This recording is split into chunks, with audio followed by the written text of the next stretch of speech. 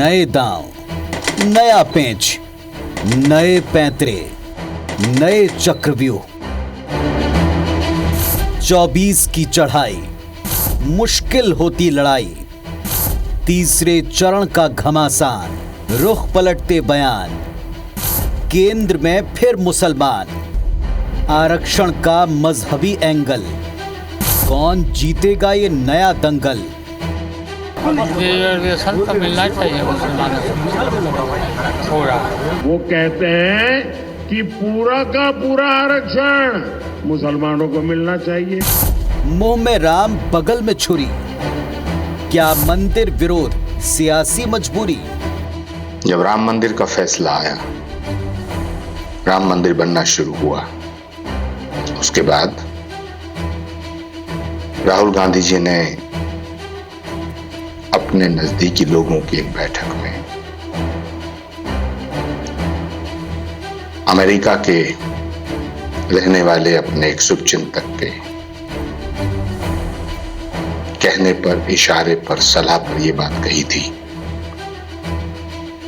कि अगर हमारी सरकार बनती है तो हम सुपर पावर कमीशन बना करके राम मंदिर के फैसले को पलट देंगे। मोदी को 400 सीटें चाहिए ताकि कांग्रेस अयोध्या में राम मंदिर पर बाबरी ताला ना लगा दे। अब नए मोड़ पर युद्ध, जनादेश किसके विरुद्ध?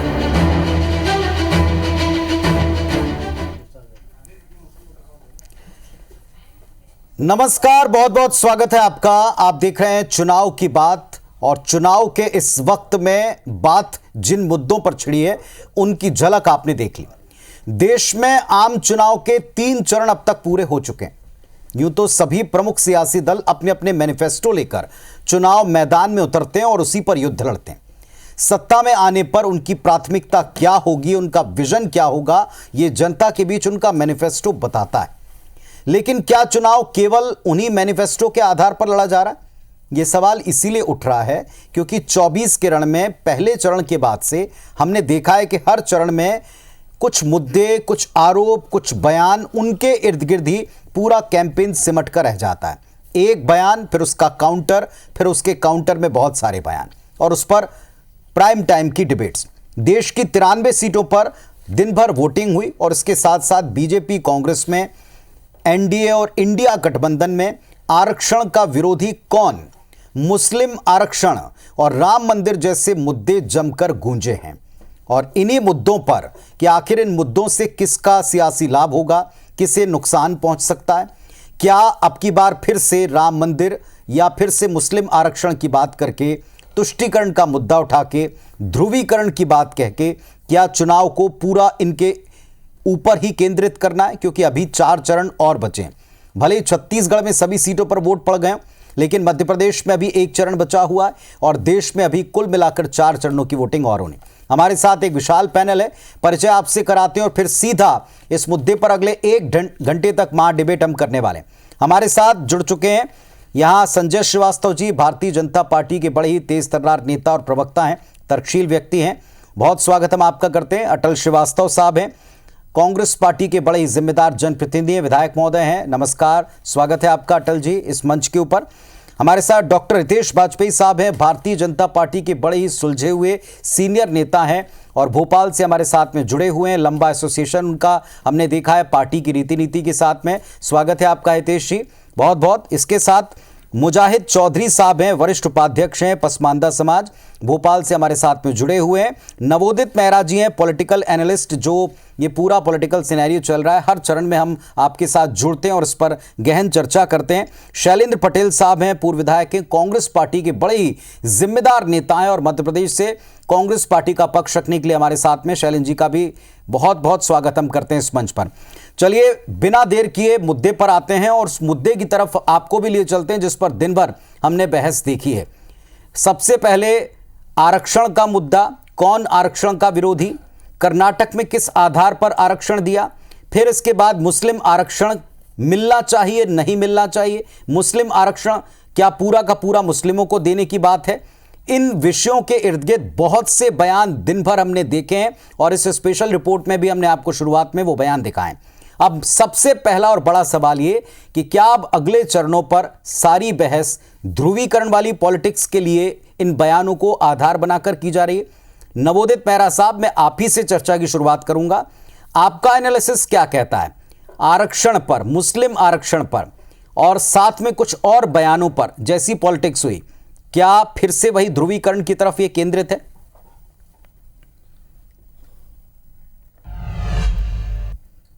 भारतीय जनता पार्टी की तरफ से और कांग्रेस के इंडी गठबंधन की तरफ से इसमें कोई शक नहीं है कि ध्रुवीकरण का प्रयास किया जा रहा है और समाज कहीं ना कहीं सोचेगा कि यार इस ध्रुवीकरण से हमको मिलने वाला क्या है। अगर आप देखें, पहले की जो राजनीति होती थी भारतीय जनता पार्टी की तरफ से, ये पहले बनिया ब्राह्मण की पार्टी समझी जाती थी और खास तौर से शहरी वर्ग में समझा जाता था। और कांग्रेस मुस्लिम और मैं जो कहूं कि साहब ओबीसी वर्ग को लेके चला करते थे, परंतु ओबीसी का वोट आज की तारीख में बीजेपी ने, अगर आप 2014 से हम डिस्कस करें तो 20-22% ओबीसी का वोट भारतीय जनता पार्टी को मिलता था और 20-22% कांग्रेस को मिलता था। 2014 के बाद 2019 का जो चुनाव हुआ उसमें आप देखोगे कि 33% के आसपास ओबीसी का वोट भारतीय जनता पार्टी को मिलना शुरू हुआ। और अब भारतीय जनता पार्टी ने नैरेटिव थोड़ा चेंज किया कि समाज का जो वर्ग है ओबीसी, उसको जातिगत से उठा के उन्होंने क्या किया, धर्म से जोड़ा, संस्कार से जोड़ा, हमारे इतिहास से जोड़ा, गौरवशाली इतिहास से जोड़ा। और कांग्रेस क्या हुई, कांग्रेस वापस जातिगत विचारधारा में शामिल हो गई। उसने कहा कि हम पहले सोशियो इकोनॉमिक सर्वे कराएंगे, जिसका जितना हक होगा, जितनी जनसंख्या होगी उसका हक मिलना चाहिए। तो ये वापस जातिगत में जा पहुंचे और ये जाति से उठ के संस्कार और इतिहास, गौरवशाली भविष्य के बारे में बात करना शुरू हो गए। तो इस तरह का ध्रुवीकरण निश्चित रूप से हो रहा है। और ये मुस्लिम समाज के बारे में जो नई चर्चा और नया विषय जो उठाया है, इससे कहीं ना कहीं और ध्रुवीकरण की ओर हम जाएंगे। मुजाहिद चौधरी साहब, इस पर हम कोई पॉलिटिकल कमेंट पर जाएं इसके पहले मैं आपकी भी राय तमाम दर्शकों तक पहुंचाना चाहूंगा। पहली बार ऐसा हुआ कि देश के प्रधानमंत्री जी ने बीच चुनाव में मुस्लिम समाज से खुलकर बात की है और उन्होंने कुछ अपील की हैं, कुछ चीज़ों पर अपना पक्ष रखा है। कांग्रेस का पक्ष देश के सामने ऑलरेडी है, इस मंच पर भी आप उन नेताओं को ज़रूर सुनेंगे अब से कुछ देर बाद। आपकी अपनी राय इस पर क्या है? आरक्षण, मुस्लिम आरक्षण, बच्चों का भविष्य, इन सब पर कुछ बयान आए, आपकी क्या राय?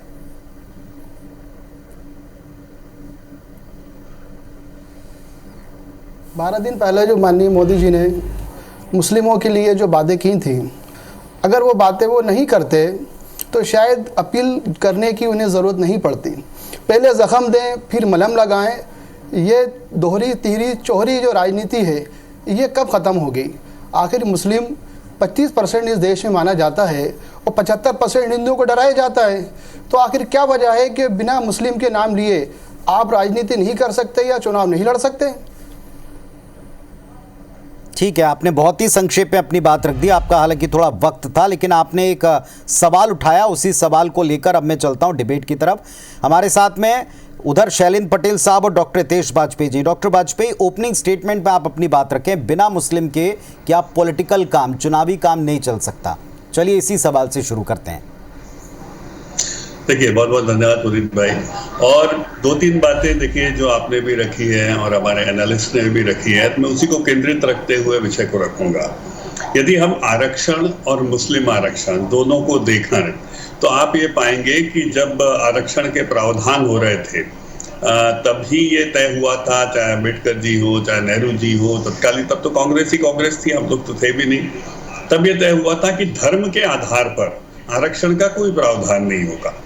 और चूंकि धर्म के आधार पर 2 देश बन गए थे, पाकिस्तान ऑलरेडी धर्म के आधार पर ही अलग हुआ था, तो ये भी एक बहुत बड़ा कारण था कि हम अब धर्म के आधार पर हम कोई भी व्यवस्था नहीं खड़ी करेंगे। तो इसको दृष्टिगत रखते हुए कोर ऑफ द हार्ट में ये बात ली गई संविधान के।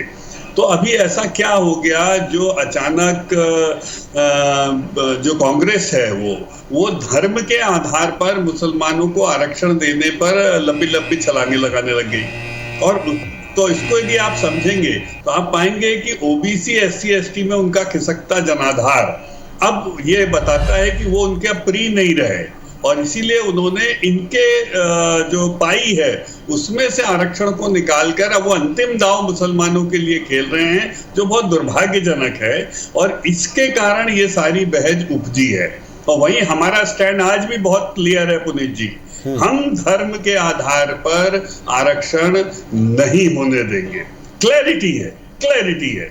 क्या कांग्रेस ने इस बात को क्लैरिटी से कहा? नहीं कहा। वो खेल खेल रही है कि हम ऑडिट करेंगे, फाइनेंशियल ऑडिट करेंगे, 90% को हम 10% के पास जो पैसा है अग्रवाल साहब, मिश्रा जी, पाठक जी, उनसे लेकर हम उठा के मुसलमानों में दे देंगे, माइनॉरिटीज में दे देंगे। ये सब बातें क्यों करना? कर सकते हो क्या? Can you do it again? Can you repeat the 47 again in this? ठीक है डॉक्टर वाजपेयी जी, आपके पास आऊंगा मैं। अभी हम ओपनिंग स्टेटमेंट सबका लेते चल रहे हैं, ये थोड़ा टाइम बाउंड है। शैलेंद्र पटेल साहब को भी सुनते हैं, पूर्व विधायक महोदय हमारे साथ में जुड़े हुए हैं। पटेल साहब, अपनी बात रखें। कांग्रेस पार्टी का स्टैंड क्लियर नहीं है, आज इस पर देश के प्रधानमंत्री ने भी निशाना साधा है, कहा कांग्रेस मौन है, लालू जी कह रहे हैं, लेकिन मंशा इंडिया गठबंधन की यही है।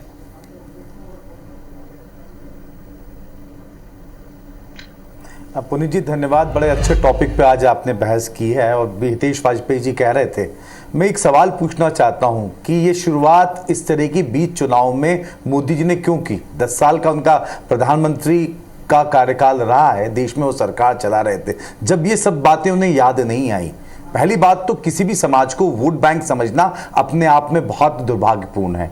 दूसरा, उन्होंने क्या कहा? बंधुआ मजदूर। किसी भी समाज को बंधुआ मजदूर की उपमा देना भी अपने आप में प्रधानमंत्री जैसे पद पे सुशोभित करने वाले व्यक्तित्व को कहीं से कहीं तक भी ठीक नहीं लगता है। तो ये उनकी मानसिकता है, किस तरीके से जो देश की जनता है, जिसको हम कहते हैं कि यही जनता जनार्दन है, यही वोट देती भगवान है, और एक तरफ दूसरी तरफ उनको हम बंधुआ मजदूर और उस तरह की उपमाएं देंगे, तो ये कहीं से कहीं तक उनके ही दिमाग में क्लैरिटी नहीं है। असल में कई बार कुछ और स्टेटमेंट देते हैं, दूसरी तरफ जो स्टेटमेंट दिया गया वो सोशियो इकोनॉमिक सर्वे इसलिए कि आज देश में गरीब और अमीर के बीच में खाई बढ़ती जा रही है। वो पैसा कुछ लोगों के पास इकट्ठा होता जा रहा है जो कि इनके मित्र हैं, बड़े बड़े इंडस्ट्रियलिस्ट हैं। अब बार बार उनको सेफ गार्ड करने के लिए उस तरीके से बात करके ये कहना कि हम इनसे छीन लेंगे, उनसे छीन लेंगे, पूरी तरीके से मुद्दे को कहीं और ले जाने वाली बात हो गई कि मंगलसूत्र छीन लेंगे। ये इस तरह की बात होगी जो कहीं कहा ही नहीं गया।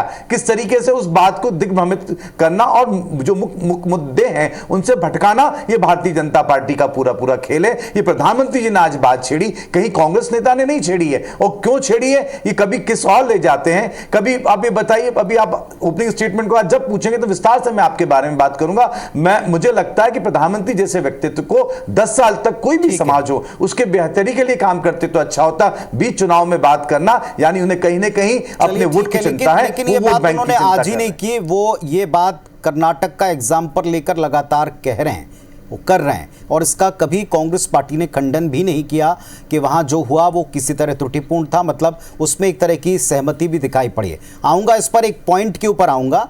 फिलहाल यहाँ भी हमारे साथ में 2 प्रबुद्ध नेता मौजूद हैं। संजय श्रीवास्तव जी, मैं जो एक पॉइंट निकला था चर्चा की शुरुआत में, बिना मुस्लिम काम नहीं चलता, पहले जख्म देते हैं बाद में मरहम लगाने के लिए इस तरह की अपील करते हैं या संवाद करते हैं। देखिए पुनीत जी, इसके पीछे कुछ कारण हैं।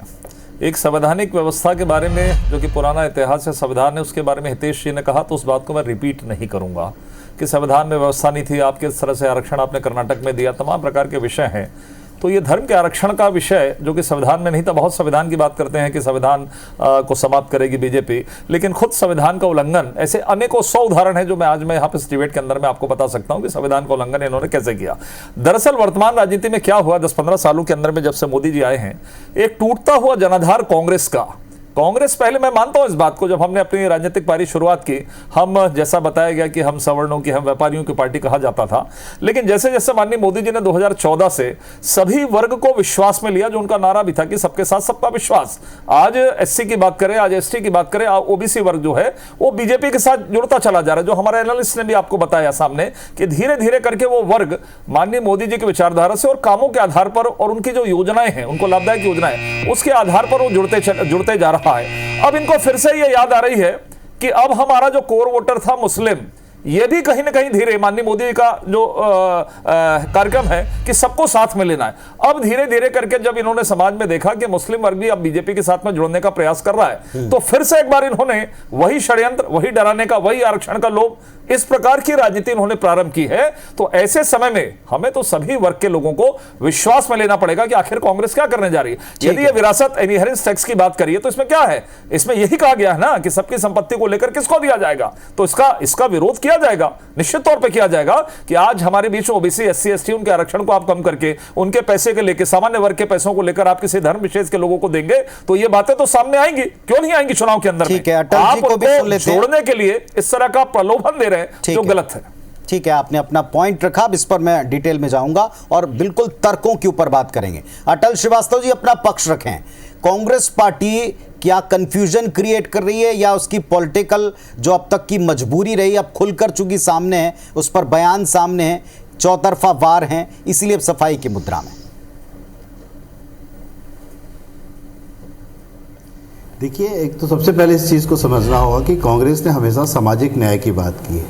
हमारे मैनिफेस्टो पे ये है कि हम जातिगत जनगणना कराएंगे। जातिगत जनगणना से मतलब ये है कि किसकी कितनी संख्या है, क्योंकि आप कोई भी योजना आयोग जब योजना बनाती है तो मैं हिंदू सब मैं बोलता हूँ कि कास्ट में कितने लोग पढ़े लिखे हैं, कितने पढ़े लिखे नहीं हैं, कितने व्यापार करते हैं, कितने नौकरी करते हैं, वैसे ही हर जात का अगर ये आपके पास डाटा इकट्ठा होता है तो आप पर्टिकुलरली उन जातों की पॉलिसीज बनाते समय कर सकते हैं कि अनुसूचित जाति, अनुसूचित जनजाति, पिछड़ा वर्ग की क्या जनसंख्या है, उनकी आर्थिक स्थिति क्या है, उनकी सामाजिक स्थितियां क्या है। क्योंकि जब आपकी जनगणना होती है तो एससी और एसटी का तो लिखा जाता है, कि अभी भी जनगणना में लिखा जाता है 2011 की कि एससी एसटी किस स्थितियां में हैं, नौकरी कर रहे हैं कि मजदूर हैं कि काम कर रहे हैं। तो इसके साथ अगर ओबीसी को भी जोड़ दिया जाए तो जिसकी जितनी यहाँ मुस्लिम शब्द कहाँ, भारतीय जनता पार्टी ने 10 साल में ऐसा कोई काम नहीं किया कि वो अपने कामों के नाम पर वोट मांगे।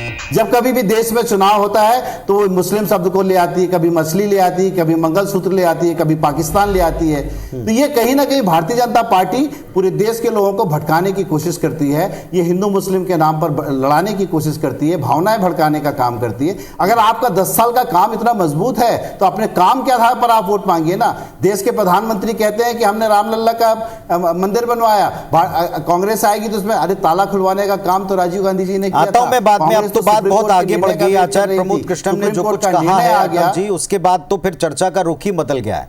वो तो कुछ अलग ही एक नए ताले की बात आज इसमें देश में चढ़ गई है कि क्या उस पर कोई नया बाबरी ताला लगने वाला है। मैं आऊंगा उस विषय पर क्योंकि ये दो बड़े बयान हैं। अभी आप आरक्षण के ऊपर अपनी बात रख रहे थे, वही तो बोल रहा हूं कि कहीं ना कहीं भारतीय जनता पार्टी और प्रधानमंत्री। ठीक है, मैं आता हूं, आप ही का पॉइंट लेकर आगे डिबेट शुरू कर रहा हूं। डॉक्टर हितेश वाजपेयी, क्लियर सवाल के साथ आपके पास आ रहा हूं, क्या मुस्लिम वाला एंगल ध्रुवीकरण के लिए बीजेपी लाना चाहती, क्योंकि ये ध्रुवीकरण अब तक आपको सूट करता है? सीधा ब्लंट सवाल। बिल्कुल, आपके सीधे सवाल का सीधा जवाब। ये विषय क्या राहुल गांधी जी अपने लेक्चर से नहीं लेकर आए? क्या सैम पित्रोदा जी ने प्रॉपर्टी रीअप्रोप्रिएशन का या रीडिस्ट्रीब्यूशन की बात नहीं करी?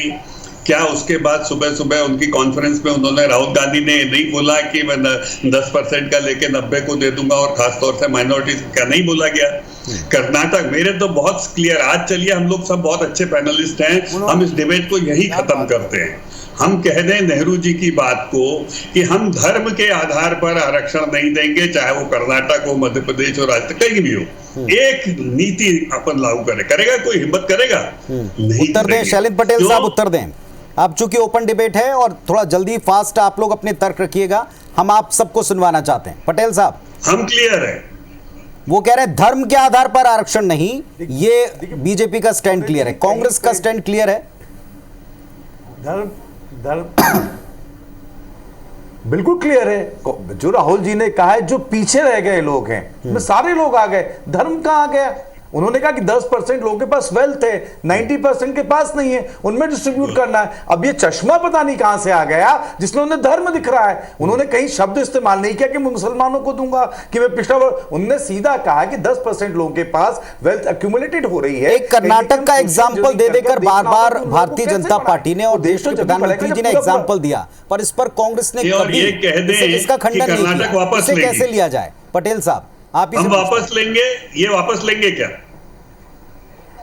देखिए कर्नाटक का मैटर कर्नाटक की बात है, वहां पे जो होंगे उस तरीके से बता पाएंगे। आज बात मोदी जी के स्टेटमेंट की बात हो रही है कि मोदी जी किस तरीके से हिंदुस्तान का इलेक्शन है, बाबरी ताला लग जाएगा। लोकसभा के चुनाव चल रहे हैं पटेल जी, लोकसभा के चुनाव कर्नाटक कहां अलग हो गया है क्या? भारतीय जनता पार्टी ने कर्नाटक कहां से अलग हो गया है? लोकसभा के चुनाव चल रहे हैं, लोकसभा चुनाव स्तर की बात हो रही है, लोकसभा के मैनिफेस्टो की बात हो रही है, आप कर्नाटक को किनारे कर रहे हैं।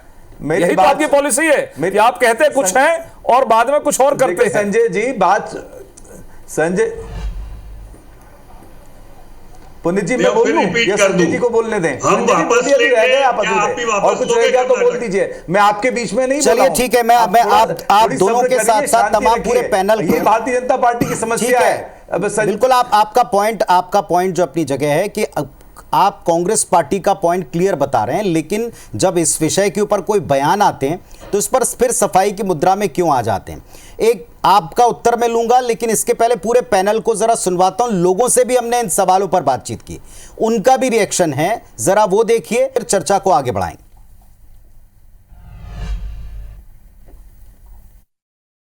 जो सही है हमने उसका ही चुनाव किया है हमेशा। हम कभी वोट बैंक नहीं रहे। नहीं, कभी नहीं रहे। मैम आप क्या कहें? मैं भी यही कहूँगी, मोदी जी को भी ऐसा नहीं करना चाहिए, है ना। जिसकी मर्जी जो है वो उसको वोट देगा। आप उसके हिसाब से मत देखो कि मुस्लिम समाज किसको वोट दे रहा है। आप मुस्लिम समाज के लिए भी वैसे हिंदू के जैसे बढ़ के आगे करो, वो भी आपको वोट देगा, है ना। इसीलिए आप मैम और सिर्फ मुस्लिम, ऐसा मोदी जी को कैसे लगता है कि सिर्फ मुस्लिम समाज कांग्रेस को ही वोट दे? कोई देख तो नहीं रहा है आके, तो सिर्फ टिपिकल मुस्लिम को क्यों कहा जा रहा है कि वो कांग्रेस का सपोर्ट करते हैं?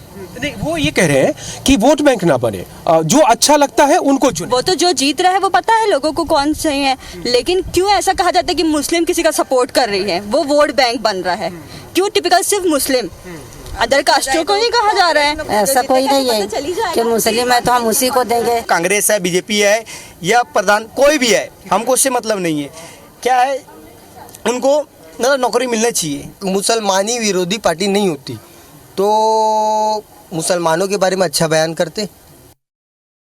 वोटर चाहे हिंदू हो चाहे मुसलमान हो, किसी समाज का भी हो, वो तो ये देखे कि भाई हमारे देश में उन्नति और भाईचारा और अच्छाइयाँ किस समय और किस वक्त और किस पार्टी ने अच्छी करके बतलाई है। आजकल कोई भी किसी के कहने से वोट नहीं देता, विकास की बात है, जो करेगा उसको वोट दिया जाएगा। सरकार बनेगी तो मोदी की ही बनेगी।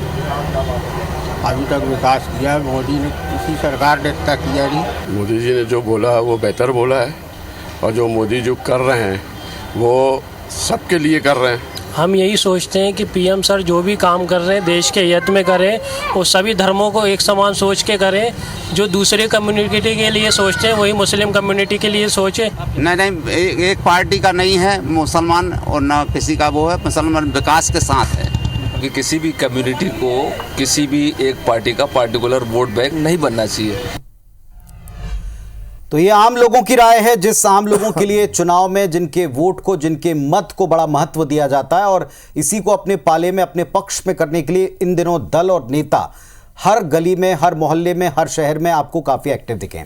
जहां जहां अभी अगले चरण है वहां ये मुद्दा रहने वाला है। कोई पॉलिटिकल बहस में हम घुसे इसके पहले नवोदित मेहरा साहब, आपने लोगों को भी सुना और एक पॉइंट निकला कि बिन मुस्लिम, अब की बार इसके पहले पाकिस्तान का जिक्र हुआ था, इसके पहले जो संपत्ति को लेकर, उसके विभाजन को लेकर एक फॉर्मूला था, उस पर बहस छिड़ी थी। लेकिन तब से माना जा रहा था कि पाकिस्तान, मुस्लिम वाला एंगल, राम जी वाला एंगल, मंदिर वाला एंगल इसमें ज़रूर आएगा, और ख़ास तौर पर ये विपक्षी गठबंधन कह रहा था इसके बिना काम नहीं चलता। आप इसे कैसे देखते हैं? क्योंकि कांग्रेस ने कभी इसका खंडन भी नहीं किया, जिन बयानों को लेकर लगातार कई दिनों से हमला हो रहा था। देखिए पुनीत जी, एक बात आपके इंटरव्यू से बड़ी साफ निकल के आ रही है कि पूरा का पूरा जो हमारा वोटर है वो जागरूक हो गया है, और वो मुस्लिम वाले विचारधारा में समाहित नहीं हो रहा है। वो ये कह रहा है प्रधानमंत्री जी से कि आप जो भी करें सबके लिए करें, और यहीं पे शायद भारतीय जनता पार्टी का जो नैरेटिव है, सबका साथ, सबका विकास, सबका विश्वास वाली जो भावना है, वो यहाँ पे उद्धृत हो रही है। तो ये कहना कि ध्रुवीकरण, हम बैठ के यहाँ पर जरूर चर्चा कर सकते हैं कि ध्रुवीकरण हो जाएगा और ऐसा हो जाएगा, मुस्लिम को एक वोटर समझा जाएगा, वोट चंक समझा जाएगा, ऐसा जनमानस वोटर नहीं समझ रहा है। वोटर ये कह रहा है कि जो मोदी जी करे सबके लिए करे। तो एक जो जितने भी आपने इंटरव्यू दिखाए उनसे यही एक विचारधारा समझ में आ रही। तो ध्रुवीकरण होगा, निश्चित रूप से होगा, परंतु इतना वो शायद वोट में परिणत नहीं हो पाएगा जैसे कि चंक वोट एक गांव का वहां चला जाता था, एक जाति विशेष का वहां चला जाता था, वैसा मुझे होता हुआ नहीं दिख रहा है, क्योंकि आज का मतदाता जागरूक है। ठीक है, अटल श्रीवास्तव जी, अब मैं आपके पास आता हूं। आपने कहा कि कांग्रेस पार्टी का स्टैंड क्लियर है, लेकिन मैं फिर आपसे भी पूछता हूं, जो अभी हितेश जी कह रहे थे, इधर हमारे साथ में संजय जी कह रहे थे कि हम धर्म के आधार पर नहीं देंगे। कर्नाटक में धर्म के आधार पर आपने दिया और आज लालू जी ने इसमें कहकर एक तरह से आग में घी का काम किया, लेकिन उनको बाद में सफाई देनी पड़ी। पर उस सफाई के भी अगर आप सारे अंग पढ़ेंगे तो आपको लगेगा कि वो भी उस बात के सपोर्टर हैं कि मुस्लिमों को पूरा आरक्षण देना चाहिए। कैसे इस बात को लिया जाए? आपके गठबंधन के साथी कह रहे हैं और यही बीजेपी कह रही कि असल में गठबंधन यही चाहता है। देखिए, देश का संविधान बना हुआ है और देश के संविधान को सबका विश्वास है। देश के संविधान में कहीं पर भी धर्म के नाम पर आरक्षण का नहीं है। आरक्षण वंचितों को दिया जाएगा, जो अनुसूचित जाति, अनुसूचित जनजाति, अति पिछड़ा वर्ग, इनको अल्पसंख्यक में मुस्लिम भी आते हैं, जैन भी आते हैं, पारसी भी आते हैं, सिख भी आते हैं, इनके लिए आरक्षण का प्रावधान संविधान के तहत दिया गया है। कांग्रेस ने कभी नहीं, कांग्रेस के राहुल गांधी जी ने हमेशा ये कहा कि 10% लोगों के पास देश का पूरा पैसा है और 90% लोग खाली बैठे हुए हैं। देश में जो भी पॉलिसी, जो भी योजनाएं बनती हैं, उनका क्रियान्वयन तभी सही ढंग से हो सकता है। अगर आपके हाथ की हड्डी टूटी हुई है तो आप एक्सरे करेंगे ना, देखेंगे हड्डी में क्रैक है, हेयर लाइन क्रैक है, कि उसमें प्लेट लगाना पड़ेगा। तो ये तो करना ही पड़ेगा देश को। जब देश में अनुसूचित जाति जनजाति का जनगणना होती है तो ओबीसी की भी जनगणना हो जाए, उनकी आर्थिक स्थितियों की भी गणना हो जाए। इसमें भारतीय जनता पार्टी को ये संविधान बदलने की बात कहते हैं, ये आरक्षण खत्म करने की बात करते हैं, ये संविधान बदलने की बात करते हैं। संविधान बदलने की बात, संविधान बदलने की बात कहाँ हुई अटल जी? और वंचित होता जाए। जी वाजपेयी जी, देखिए, अटल जी का क्योंकि नाम अटल जी है तो मेरे लिए बहुत पूज्य हैं वो, और विधायक भी हैं। पुनीत जी, मेरी आवाज आ रही है? कहीं सुन रहे हैं हम आपको।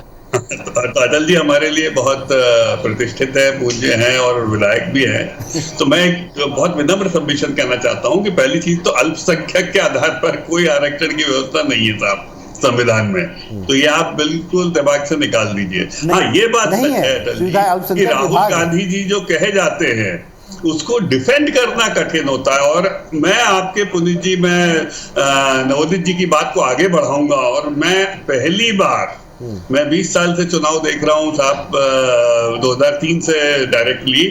मैं आईपीसी चैनल का धन्यवाद दूंगा कि मुझे इतना अच्छा लगा आज ये सब बाइट देख के, कि ऐसा लगा कि जैसे साहब मेरी तो गले मिलने की इच्छा थी, स्क्रीन है लेकिन कि ये हमारे शायद एफर्ट्स जो हैं वो अब हमें उससे दिखाई दे रहे हैं, जो नवोदित जी ने बोला है, और वेलकम साइन है। और देखिए 370 को 35 को किस प्रकार से हिंदू मुस्लिम किया गया, लेकिन देश ने स्वीकार किया। मैसेज भी है, अगर आप इसको थोड़ा सा डिकोड करेंगे तो इसमें एक मैसेज भी है, और वो मैसेज क्या है आप सब प्रबुद्ध समझ गए।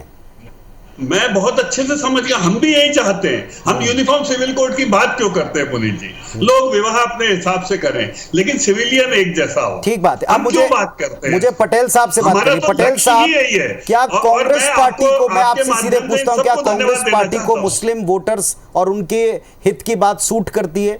इसीलिए हर चीज में धर्म को लाया जा रहा है, जिस पर अब बीजेपी ने सीधा अटैक किया, क्योंकि बार बार जब संविधान को खत्म करने की, अधिकारों को खत्म करने की बात आपने की, तब उन्होंने कहा कि धर्म के आधार के ऊपर हम आपको आगे काम नहीं करने देंगे। देखिए पुनीत जी, फर्क है। भारतीय जनता पार्टी के एग्जिस्टिंग एमपी ने कहा है, आज राजस्थान की उप मुख्यमंत्री ने कहा है कि हम संविधान बदलना चाहते हैं। कांग्रेस पार्टी किसी व्यक्ति ने नहीं कहा है। फर्क है, संविधान बदलने की बात कौन कह रहा है और मुस्लिम आरक्षण की बात कहां कही, क्या मैनिफेस्टो में उस तरह की बात कही है? बहुत फर्क है। कांग्रेस पार्टी ये चाहती है कर दिया कर्नाटक में, हम बोलो वापस ले लेंगे, आज से नहीं शुरू से हम तैयार हैं, आगे लाया जाए, हमारा काम। देखिए हितेश जी प्लीज, आप इतने सीनियर हैं, मैं आपसे उम्मीद नहीं करता हूं कि आप बीच में बोलेंगे। मैं भाई साहब आपसे उम्मीद नहीं करता हूं, मेरी बात कहने दीजिए। सर एक लाइन बोल दो बस, कि अपन दोनों मिलकर कर्नाटक में धर्म के आधार पे वापस लेंगे। ये राजनीति हितेश जी आप बोल लीजिए, मैं मेरा समय आपको दे देता हूं, मैं चुप रह जाता हूं। नहीं पटेल साहब, आपने अपनी बात कह दीजिए, लेकिन अगर आप कहना चाहें तो उनकी बात का उत्तर जरूर दीजिए। वो कई बार दोहरा रहे हैं कि धर्म के आधार पर एक स्टेट में आपकी रूलिंग पार्टी ने मेरी बात जो नियम किया है उसको क्या आप कभी संजय जी बोल देते हैं, कभी हितेश जी बोल देते हैं, जो आप कहना चाहें। भारतीय जनता पार्टी एक्चुअली चाहती यही है, वो चाहते यही हैं कि हम जो बोले आप उसी चीज को डिफेंड करें। आज जो मोदी जी का स्टेटमेंट आया है, कहीं वहां पर बेरोजगारी या महंगाई की बात नहीं कही है। देश को आप कहां ले जा रहे हैं, किस चश्मे से ले जा रहे हैं? आपने धर्म उसमें डाला है, कोई कभी कई कांग्रेस के मैनिफेस्टो में उस तरह की बात नहीं थी, लेकिन मोदी जी बीच चुनाव में वो बात कर रहे हैं। आप समझिए इस बात का फर्क। आज जो मुझे भी कह रहा हूं कि जिस तरीके से जो हमारी बहनों ने वहां बात कही, उन्होंने कहा है, लेकिन पटेल साहब चुनाव भी तो वो मंच है ना, आपकी नजर में खोट जिसमें आप नीति की बात करते हो, जिसमें आप मैनिफेस्टो के साथ जनता के बीच में मैनिफेस्टो से क्या मूड बना, इस पर आप डिबेट करते हैं। क्या राजनीति सिर्फ चुनाव के लिए होती है? चुनाव एक माध्यम होता है जिससे सरकार बनती है, सरकार बनती है, उसके लिए चुनाव होता है। लेकिन हम चुनाव, राजनीति होती क्यों है? होती तो पटेल जी ना, लोगों की भलाई के लिए होते हैं, चाहे वो किसी वर्ग का हो, किसी समाज का। आपकी बात का जवाब देना चाह रहे हैं संजय जी यहां से। देखिए पटेल जी, आप इस पूरे चुनाव में आप लोगों को किस तरीके से भ्रमित करते हैं, लोगों में किस तरीके से भय पैदा करते हैं कि संविधान में बदलाव होगा, आरक्षण में बदलाव होगा, इस प्रकार की बात। संविधान, आपने कहा ना कि संविधान बदलने की बात, मैं कह रहा हूं, मैं संविधान, संविधान हम बदलेंगे। जहां पर संविधान का माहौल उड़ाकर गलत तरीके से आपने, सुनिए कैसा लग रहा है, अब आप बीच में बोल रहे हैं, गलत तरीके से आपने जो काम किया उस संविधान को हम बदलेंगे। हम वो लोग हैं संविधान बदलने वाले, सुनिए बोलना पड़ता है, हम संविधान बदलने वाले लोग नहीं है पटेल जी, हम तो वो लोग हैं जो संविधान में नहीं था, पर्दे के पीछे जाकर आपने कश्मीर के अंदर में शेष भारत में एक अलग संविधान, कश्मीर में अलग संविधान आपने स्थापित किया। हम वो लोग हैं जो शेष भारत में संविधान था, वो हमने कश्मीर में संविधान स्थापित किया। ऐसे संविधान कर्नाटक के अंदर में आप जो धर्म के आधार पर आरक्षण दे रहे हैं, उसको हम ठीक करेंगे। यदि आप संविधान के विपरीत जाकर, तब आपको लगता है कि संविधान में परिवर्तन, हम इस तरह का परिवर्तन करते हैं। कश्मीर में शेष भारत का संविधान हमने लागू किया, आपने तो अलग व्यवस्था दे दी थी। एक और विषय है, एक और विषय है संजय जी और शैलेंद्र करने की बात। संजय जी, एक और विषय चलेगा ना, उसी को बदलना ठीक है, एक और विषय। कांग्रेस पार्टी ने बार बार 400 पार के मुद्दे को एक तरीके से क्वेश्चन बनाया। आता हूं अटल जी, समझ में आपके पास भी आता हूं। एक और अहम विषय जिस पर आप सबका ध्यान और आप सबका इस पे जरूर वर्जन आना चाहिए। एक और बात, 400 पार क्यों चाहिए 400, इस पर भी प्रधानमंत्री ने बात की है। और प्रधानमंत्री जी की बात कहने के पहले एक बयान आया प्रमोद कृष्णम जी का, कांग्रेस के पुराने साथी अब बीजेपी के साथ हैं, और वो सीधे राम मंदिर पर आया। पर उसके पहले कुछ प्रतिक्रियाएं हमारे पास और हैं, वो आपको फिर सुनवाते हैं ताकि और क्लैरिटी आए कि जनता क्या सोच रही।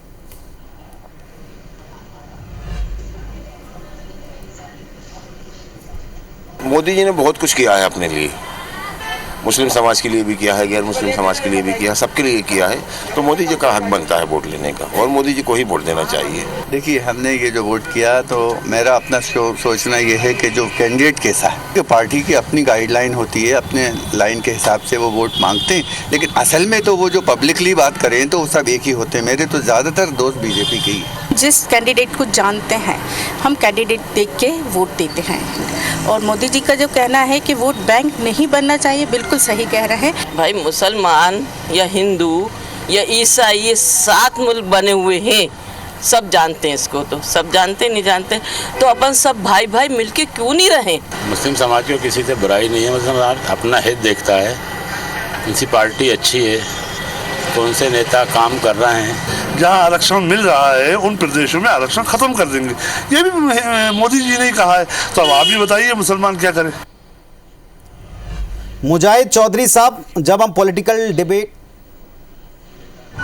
सबका विकास हो, काम हो, CA, NRC और जो कानून जो मोदी सरकार लेके आई है, ये सब मुस्लिम विरोधी पार्टी है। सबके लिए, मतलब मुसलमान के लिए नहीं, सबके लिए काम करेगी, उसको वोट देना चाहिए। सही साइड सरकार चाहिए, मतलब इंसान को ऐसा लगे कि नहीं यार ये सरकार हमारे खिलाफ नहीं आ रही। जो अच्छा कैंडिडेट होता है उसको वोट किया जाता है और करना भी चाहिए। महंगाई खत्म हो और भाईचारा हमेशा कायम रहे। मैं तो ये चाहता हूँ मोहब्बत कायम रहे। तो भी कर दो, बीजेपी को कर दो, काम तो करे। आज बीजेपी बताओ मुसलमान क्षेत्र में कौन सा काम कर रही है। तो लोगों की मुख्तलिफ राय है। मुजाहिद चौधरी साहब, अब मैं सीधे, चूंकि पॉलिटिकल डिबेट हम कर रहे थे, आपने दोनों पक्षों को भी सुन लिया, आप अपनी क्या राय रखते हैं? क्या आपको लगता है कि समाज के लोगों से आज जो देश के प्रधानमंत्री ने अपील की है वैसा होना चाहिए? एक बार सोचना चाहिए। एक बार उन्होंने कहा खुल के आपके जो डर हैं वो भी आप कह दें, और अगर आपके मन में डर है कि केवल ये पॉलिटिक्स के लिए हो रहा है तो फिर इसमें आप अपनी अगली नस्लों के भविष्य को खराब कर रहे हैं, ये भी उन्होंने कहा है। और लोगों की राय भी अब आपने सुन ली, जो कहते हैं हमको सरकार और उसके काम से मतलब है, मतलब नहीं है कि वो धर्म के आधार पर आरक्षण दे रहे हैं कि नहीं।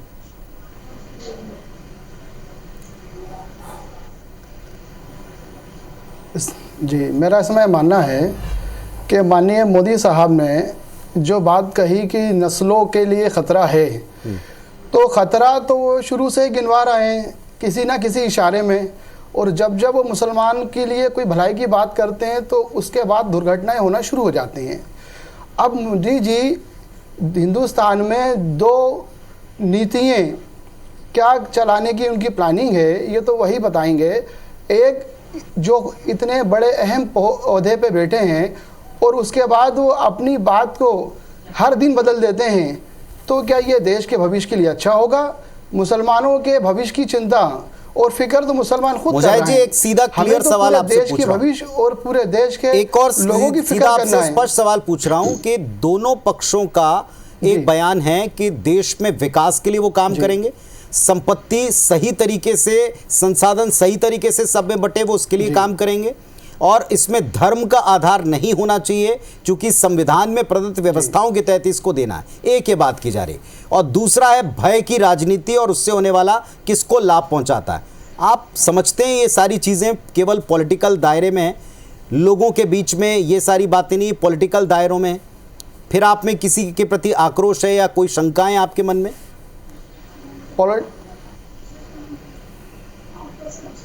देखिए, लोगों के लिए ये सारी बातें होती हैं। पॉलिटिकल क्या इंसान के लिए नहीं है, क्या इस देश के बाहर के लोगों के लिए है? या मोदी जी क्या समझाना चाहते हैं? अगर 370 की हमारे भाई ने बात की, उससे हिंदू भाइयों को क्या फायदा होगा, या कितने हिंदू जाके वहां बस गए? उसके बाद आप जो बात कर रहे हैं देश के भविष्य की, भय की, तो मुसलमानों को किसी से भय नहीं है। इस पर उत्तर दे दीजिए, फिर मैं आगे बढ़ूं राम मंदिर वाले मुद्दे पर। आप और हमें वो इंसान चाहिए। देखिए चौधरी साहब, हम लोग यही बात करना चाहते हैं कि जब जैसे एक लोकसभा में 1.25 लाख करीब मकान बने हैं प्रधानमंत्री आवास के, तो उसमें 35-37 हजार आवास तो मुसलमानों को भी मिले। हमने कभी ये गिन के बताया कि हमने कितने मुसलमानों को दिए? हम ये चाहते हैं, हम एक यूनिफॉर्मिटी चाहते हैं। तो जो मतदाता के रूप में भेदभाव करके आपको 4% आरक्षण ओबीसी से खींच के देने की कोशिश करता है जिससे कि कर्नाटक में सरकार बन जाए, ये ठीक नहीं है। जो अशिक्षित, मैं क्यों आज बता चौधरी साहब क्यों खुश हूँ, क्योंकि आज मैंने उस युवा पीढ़ी को समुदाय में आपके देखी है जो वाकई में इसकी बात कर रही है। नहीं तो हर बात को जो भारत के लिए अच्छी है, आपका कमेंट उसको दो धर्मों में डिवाइड करके लोग राजनीति करते हैं। देखिए, चौधरी साहब की बात हो या हम सब की बात हो, देश में सब अमन चाहते हैं, सब विकास चाहते हैं, तरक्की चाहते हैं। भारतीय जनता पार्टी भी चाहती है, कांग्रेस पार्टी भी चाहती है, और देश के जो मुद्दे उन पे चुनाव पे जाना चाहिए। लेकिन जो बीच में मंगलसूत्र या मुसलमान या बाबरी ताला आ जाए, इससे हर आदमी परहेज करना चाहता है। क्या वोट के लिए? चलिए, बहुत अच्छी बात है, बाबरी ताला आई गया तो जरा इसी पर होगा। पटेल साहब, आप भी चर्चा की शुरुआत जाते हैं। आपके पुराने साथी ने बाबरी ताला ना लग जाए इसीलिए बीजेपी को, इसीलिए देश के प्रधानमंत्री जी को, इसीलिए एनडीए को 400 पार चाहिए, क्या कहेंगे आप? देखिए, आप पुनीत जी जानते हैं कि अगर राम मंदिर बना है तो कोर्ट के आदेश के बाद बना है, कोई भारतीय जनता पार्टी ने तो नहीं बना दिया है। कोर्ट का आदेश हुआ, उसके बाद एक न्यास जरूर सरकार ने बनाया, लेकिन कोर्ट के आदेश के बिना क्या मंदिर बन पाता है? क्या सुप्रीम कोर्ट का है, उसमें बाबरी ताला कौन कैसे लगा देगा? कोई सी पार्टी कैसे लगा देगी? क्या ऊपर पार्टियां हो जाएंगी? ये सोचने की बात है। अब फिर आप ध्रुवीकरण उस तरीके से कर रहे हैं, उस चीज को ले जाकर आप सिंपल और सरल बात को आप कहां ले जा रहे हैं? क्या बताइए, कोई ताला कोई पार्टी लगा सकती है क्या उसके ऊपर? प्रयास हुआ, वैसा ही वे सुप्रीम कोर्ट से इसको बदलेंगे। अरे देखिए हितेश जी, फिर आज आपको हो क्या गया है हितेश भैया, कुछ बदल गए हैं आज लगता है, मुझे लग रहा है आप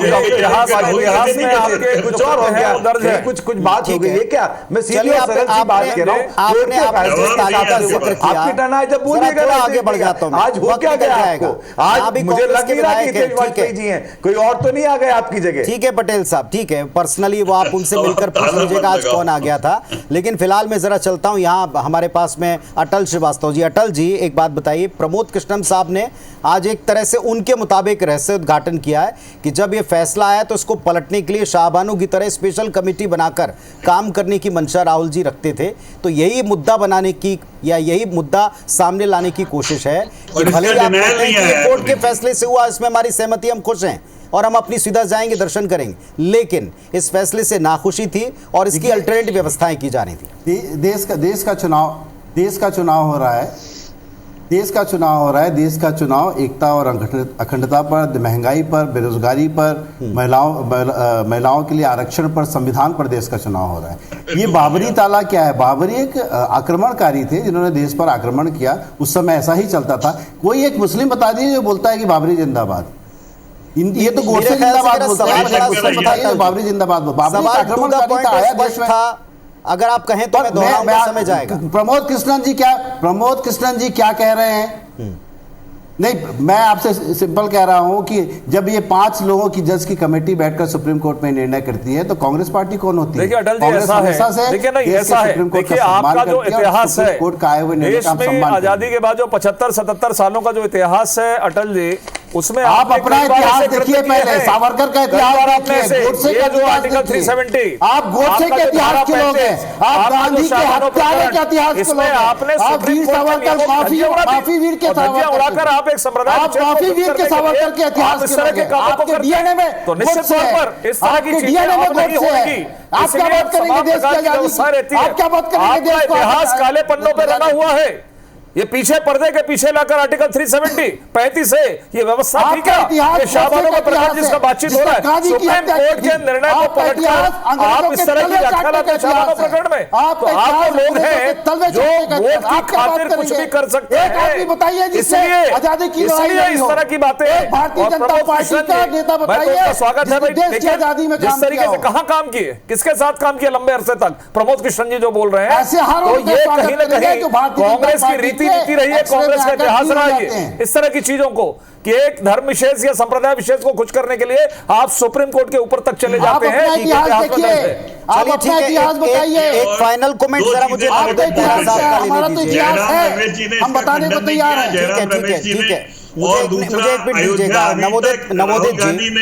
नवोदित जी, राम मंदिर का मुद्दा शुरू से वैसे हर एक चुनाव में उठता रहा, लेकिन अब की बार जिस अंदाज में प्रमोद कृष्णन जी की बाइट के बाद, उनके इस बयान के बाद में सामने आया, ऐसा लगता है कि इस पर एक तरह से उन्होंने कलई खोलने का काम किया। प्रमोद कृष्णन दूसरा उन्होंने, ठीक है, पैसा दिया जा रहा है बोलने का। नवोदित जी, इसे आप कैसे लेते हैं? अगले चरणों के लिए पूरा मैटर है।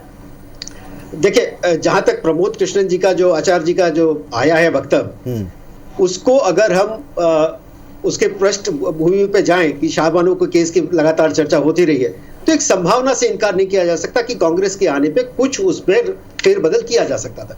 मैं एक बात पुनीत जी, आपकी अनुमति हो तो बताना चाहता था।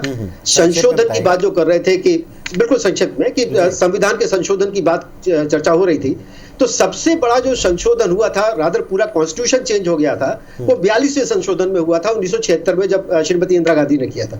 सेकुलर वर्ड उसमें ऐड किया गया, पूरा संविधान चेंज हो गया, सोशलिस्ट वर्ड का उपयोग उसमें किया गया। तो उसको तो हम बात नहीं करते कि भाई उन्होंने संविधान चेंज कर दिया था, जबकि अभी जो बात हो रही है वो संविधान चेंज स्वयं प्रधानमंत्री जी ने कहा है कि मैं संविधान मेरे लिए सर्वश्रेष्ठ ग्रंथ है, और बाबा अंबेडकर खुद अभी संविधान चेंज नहीं कर सकते।